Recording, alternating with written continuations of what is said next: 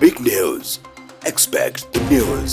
නීතිය ඉදිරියේහි කෙනෙක්ව නීතියේ සාක්ෂි මත වරදකරුවෙකු වෙනකන් අපිට ඒ පුද්ගලයාගේ හොඳ නරක හොරෙක්ද නැද්ද කියන එක බලන එක නීතිඥයෙකුගේ කාර්යභාරයක් නෙමෙයි. හොරෙක්ද නැද්ද කියන එක බලන්නේ අධිකරණය. නීතිඥයාගේ කාර්යභාරය තමයි නඩුව අධිකරණයට අරන් යන්න තමන් ඔහු වෙනුවෙන් පෙනී සිටිනවා නම් ඔහුගේ නිදහසට කරුණු කීම සහ ඔහුව ප්‍රොසිකියුට් කරනවා නම් රජයේ නීතිඥයෙක් විසින් නම් නඩුව ගෙන යනවා නම් මෙයා මේ වරද කරාය කියලා අධිකරණයට පෙන්නන්න. නීතිඥයෙකුගේ කාර්යභාරය මෙයා හොරෙක්ද නැද්ද මෙයාගේ නඩුව මම පෙනී සිටිනවද නැද්ද කියලා නීතිඥයෙකුට කියන්න බෑ. ඊයේ පෙරේදා අපේ සහෘද නීතිඥ මහත්තයෙක් ඔහුගේ ජීවිතය නැති කරලා තියෙනවා.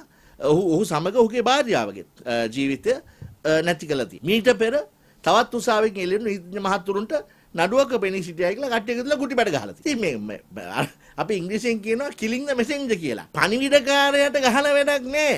පණිවිඩේ අරගෙන එන්නේ පණිවිඩය තමයි නීතිය. නීතිය ආද මේක මේ හැසිරීම අපි සමාජයක් හැටියට අපි හිතා බැලිය යුතුයි. අපි නැවත වනචාර යුගයට යන්නේ කියලා. මොකද නීතිඥයෙක් කරන්නේ රස්සාවක්. අපි මේ කරන්නේ අපේ නීතියේ ආධිපත් නීතියේ ගරුගාම්භීරතාවය නැහැ කියලා කියනවා. මතක තියාගන්න මේ රටේ සමහර වෙලාවට ව්‍යවස්ථාදායක විධායකයත් පිස්සු කළපු වෙලාවල් වල ගරු අධිකරණයෙන් තමයි මේ රටේ පුරවැසියාගේ අයිතීන් ආරක්ෂා කරලා දුන්නේ. නොඑක් අවස්ථා තියෙනවා එසේ කරපු. ඒ ගරු අධිකරණයේ ගාම්භීරත්වයට පොඩි හෝ කෙලෙසක් ඇටැක් එකක් පහරක් දෙනවා නම් නීතිඥවරු එදා වගේම අදත් අපේ දැන් කොණ්ඩේ පොඩ සුදු වුණාට ඒ කාලේ වගේම නැවතත් පාරට බහැලා මේ රටේ පුරවැසියාගේ අධිකරණ බලය ආරක්ෂා කරන්නට අපි නැවත මැලි වෙන්නේ නැහැ. මේක අපි හොඳට දල්වන්න ඕන රෙඩ් ලයිට් එකක් දැන් මේ රතු එළියක් පත් වෙලා තියෙන්නේ. මෙහෙම නීති අතට ගන්න දුන්නොත් එහෙම මම ගරු නීතිපතිතුමාගෙන් ඉල්ලනවා.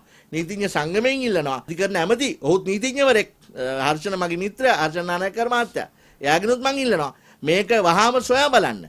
මේකට අපි වහාම එකතු වෙලා ක්‍රියාමාර්ග ගත යුතුයි. අධිකාරී ජනාධිපතිතුමා ඔහුගෙනුත් ඉල්ලනවා. අපි මේක ගැන හොයා බලලා වහාම ක්‍රියාමාර්ග ගත යුතුයි. මේ ගහන්නේ නීතිඥවරයෙක්ට නෙමෙයි. එහෙම නැත්නම් දෙන්නෙක්ට නෙමෙයි. මේ ඝාතනය කරන්නේ එක පුද්ගලයෙක් නෙමෙයි. මේ ගහන්නේ නීති ආධිපත්‍යයට. මේ රටේ පුරවැසියාගේ අයිතියට. නීතියේ ආධිපත්‍ය ආරක්ෂා කරන්නට අපි ඔක්කොම සෑදී පැහැදී සිටිමු. පුරවැසි ඔබගෙන් මං ඉල්ලන්නේ නැවත වරක් අපිත් එක්ක අත්වල බැඳ ගන්න. අපි නීතියේ ආධිපත්‍ය නැවත මේ රටේ ස්ථාවර කරමු. Big news. Expect the